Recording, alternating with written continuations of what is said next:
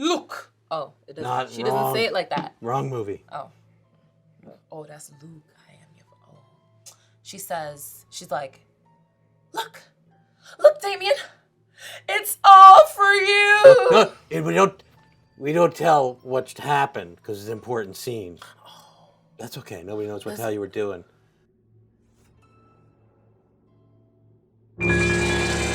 Hello, I'm Robert. And I am Norlette.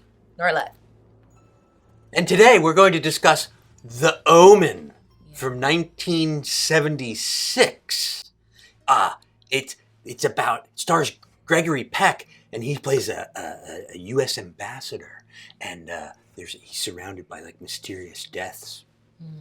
Oh, it's directed by Richard Donner. Perhaps you know that name. Richard Donner. He made like the first Superman movie. He made The Goonies, which is one of my favorite movies ever, and the whole Lethal Weapon franchise. He's like a fantastic director, fantastic. So some taglines from the movie is "Good morning, welcome to the destruction of the world. It's the world's greatest mystery because no one will be able to solve it." I'm not sure what the hell they were talking about in these taglines. It's possibly some of the worst taglines ever written for a movie. I believe it was one of the first, and probably for the time being, it was one of the most successful viral marketing campaigns ever. They said, "Oh, the movie's cursed.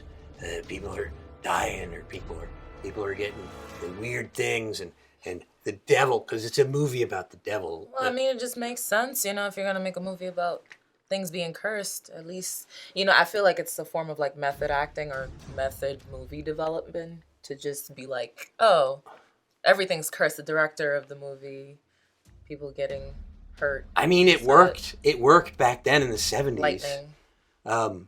It totally worked because that was all you could hear about on the news and newspapers, like cursed movie production. I feel like you can hear it now. No? You couldn't watch it online. There was no online. Online meant I'm standing at the supermarket online. There was no online world back then. Really? Yeah. That's scary. That's a horror movie right there. There were computers, but you didn't have one in your house. Computers were the size of this room. So some of the weird stuff that happened.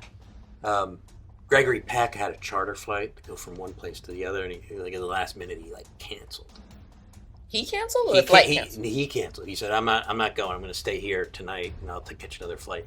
And allegedly, that plane crashed, and everybody on board died, like 6 Japanese businessmen or something. That must have really did a lot for the movie too. It did, but the whole story is probably BS. Like, you can't find a record of a plane crashing at that time like that. Yeah, it might have been completely made up. Really? Well, it's believable, but it's probably made up. One guy claims he got struck by lightning, or his car almost got struck by lightning when he was in Rome for one of the locations. Two people got into car accidents, and a whole bunch of crew got into a car accident, and people got hurt. Well, shit, did anybody die on set? I'm not aware of anybody that died. But I think all the stories are BS. But it worked. It made the news. It made, we're going to cover the movie The Poltergeist too, which was made after this, and allegedly that had a whole curse associated with the movie. So clearly it worked so well for like The Omen that other people stole the idea. This is where viral marketing started, folks. Back in the 70s. Viral market. I thought it's always been a thing. I think it's also where HIV started too. Really? So it was kind of a bad decade. Shit, yeah. That whole decade was cursed. No wonder all these movies probably were pretty good.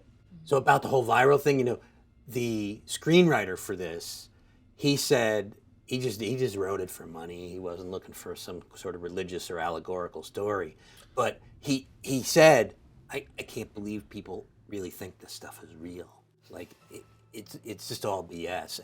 And after the movie came out, everybody was like talking about the Antichrist and possession and my refrigerator is evil, all kinds of crazy stuff. I think the Antichrist energy, that kind of followed us into, what am I, millennial generation? I'm not Generation Z. But I don't know. My generation, we still believe it. Like, it's still that. I think I'd be more scared if I was watching the movie in that decade. Okay, but you still believe that crap? Hell yeah. Ooh. I believe everything that was I'm gonna have happened in the movie too. Going to have to reassess my evaluation of millennials. Other people were offered the role, Gregory Peck's role. Yeah. But my good friend, Dick Van Dyke, turned it down. He was offered it first. I'm sorry, that's his stage name. His real name is Penis Van Lesbian. Good friend of mine. I knew it. Yeah. But he turned it down. And then after the success of the movie, he said, he told me that was a mistake, turning that down, because it was a huge movie. So this movie won an Oscar in '76 for best original score. And the title song was nominated for best song. It's called Ave Satani. I should have gotten a Grammy. I tried learning it. You speak Latin? I mean like real Latin. I don't mean like barrio Latin. Pig Latin. Pig Latin. You know what Ave Satani means? Hail Satan. So this thing was being played on the radio, but nobody knew that it was about worshiping the devil, because nobody. Didn't it make it on the Billboard? Nobody speaks Latin. Yeah, I think it did. Yeah, and it got this nomination. It was all about. Masses are possessed. No wonder they believed all the viral. It's basically a Latin black mass, and I mean black like black. Let's just go a different direction with that. Because I'm black.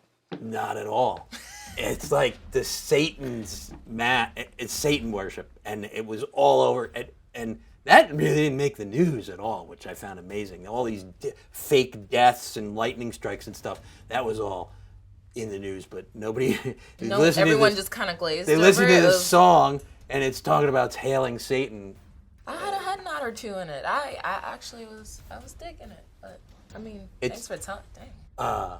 The word Omen. Mm-hmm. It's never in the script. It's never in the script, folks. But why would they put it as? See, that's confusing, because I need a movie that tells me the title again. It's like the songs that have titles that don't match. So the kid has a 666. He has a birthmark on his head, right? 666, the mark of the Antichrist, right? So originally the movie was named Birthmark. Really? Yeah, but then they decided to be less obvious. But I thought they put it there when they were christening him. No, the water he's born with the it. priest kind of stuck it. Oh.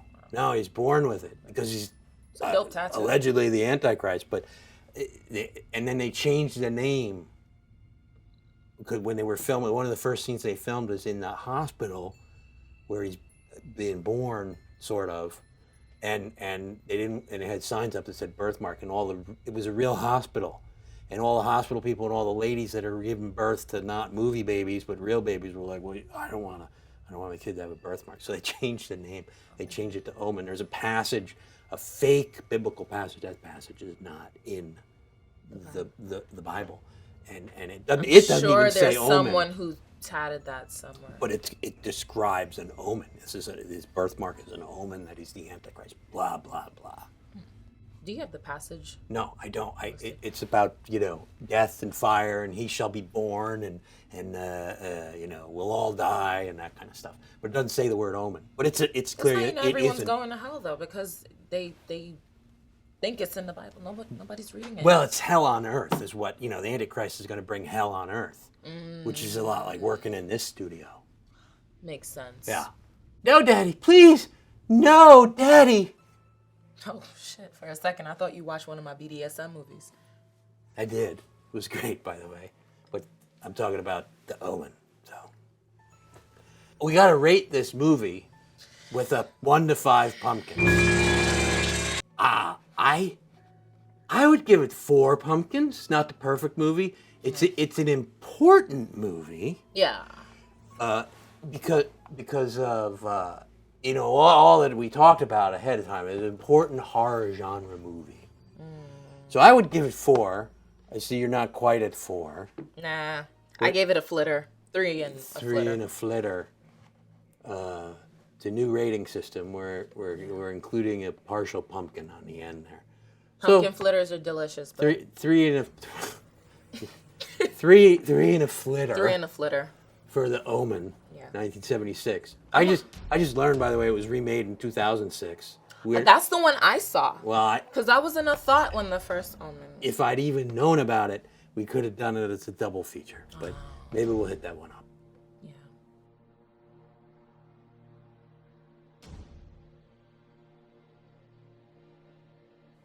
Thank you for watching October Moviefest Countdown. If you want to see more, We do one every day, so tune in. But also, we have a feature length on Amazon. It's called Robert's Horror Matinee. Check it out. I like your name, Robert.